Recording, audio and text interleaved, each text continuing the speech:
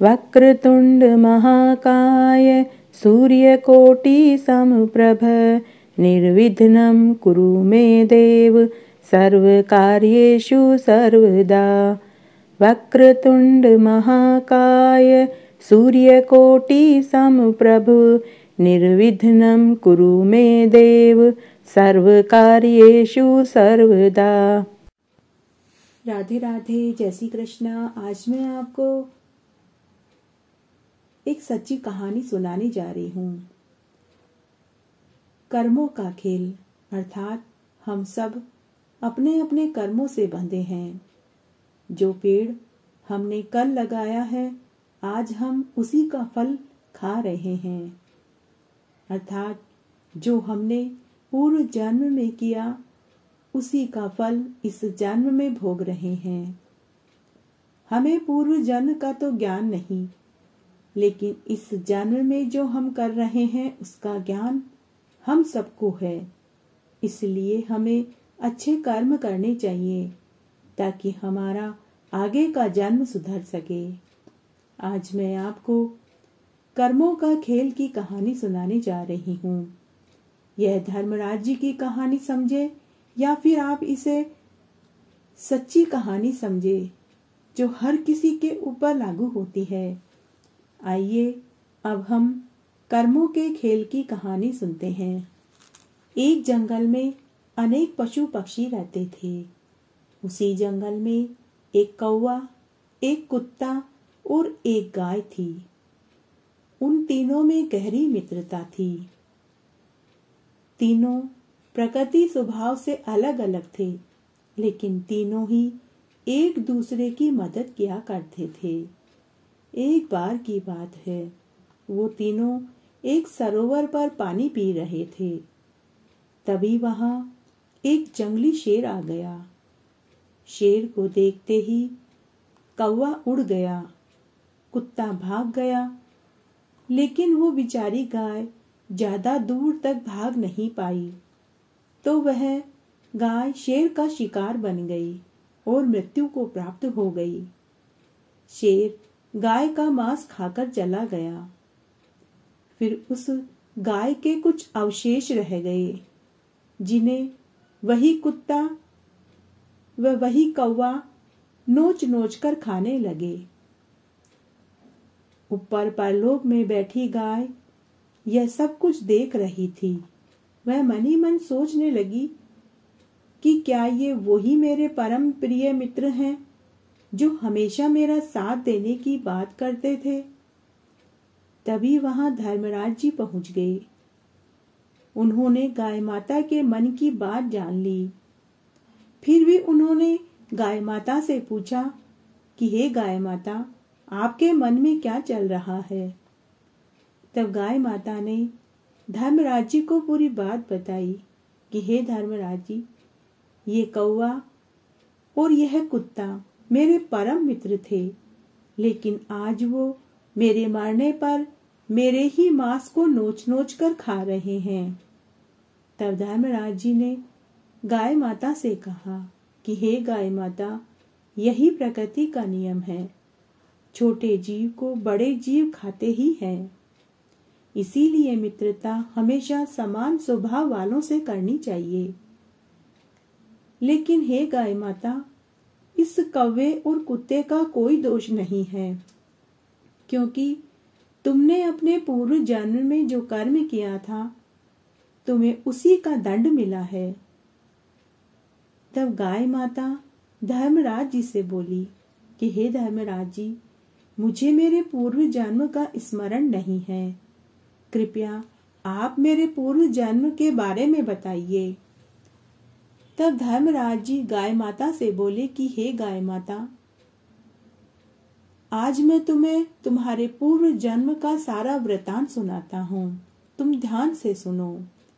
हे गाय माता, पूर्व जन्म में तुम उल्लू की योनि में थी और वह शेर जिसने तुमको मारा, वह पूर्व जन्म में एक गिलहरी थी और वह कुत्ता और वह कौवा पूर्व जन्म में उस गिलहरी के बच्चे थे।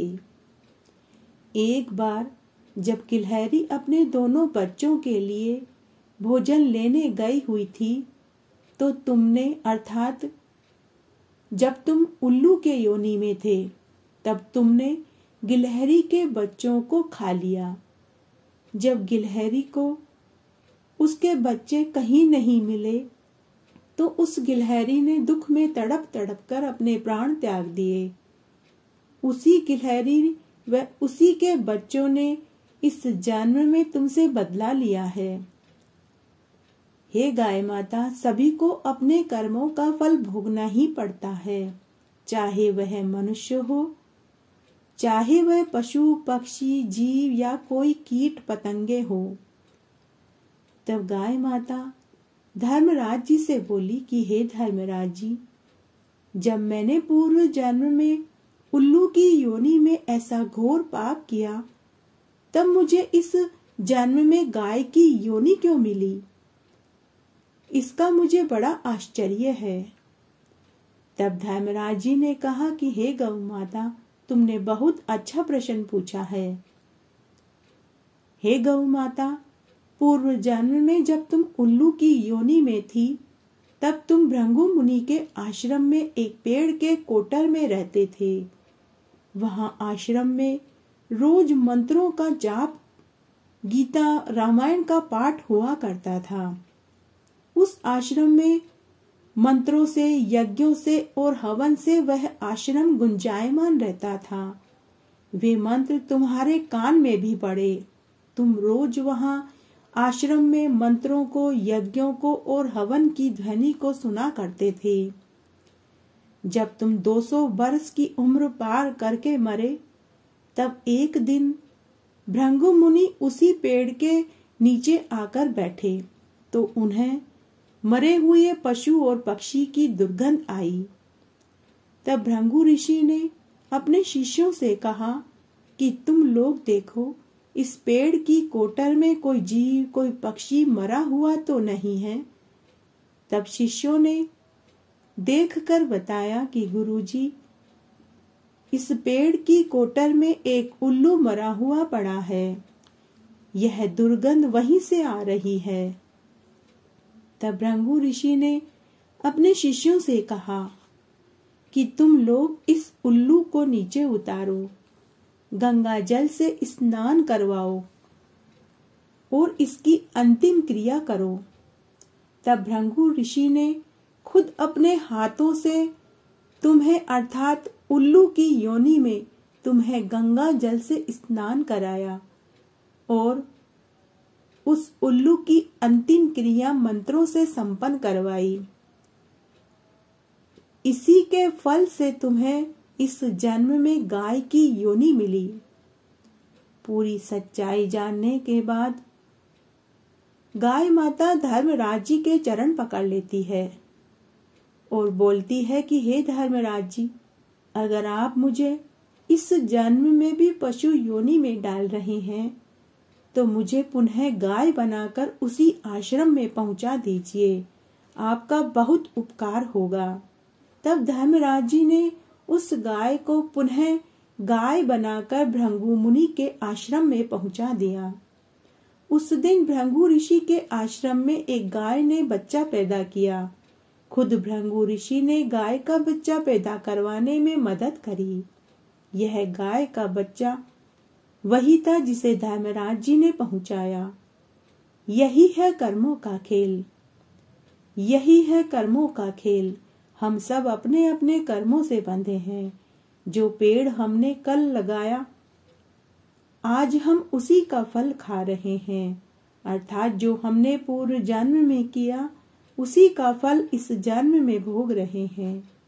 हमें पूर्व जन्म का तो ज्ञान नहीं, लेकिन इस जन्म में जो हम करते हैं उसका ज्ञान हम सबको जरूर है। इसलिए हमें अच्छे कर्म करने चाहिए ताकि हमारा आगे का जन्म सुधर सके। इस तरह आज मैंने आपको धर्मराज जी, गाय, कुत्ता और कौवे वाली कर्मों के खेल की कहानी सुनाई। आशा करती हूँ यह आपको जरूर पसंद आएगी। मेरे साथ बने रहने के लिए आपका धन्यवाद। आगे की कथा कहानी के लिए भी आप इसी तरह मेरे साथ बने रहें। धन्यवाद।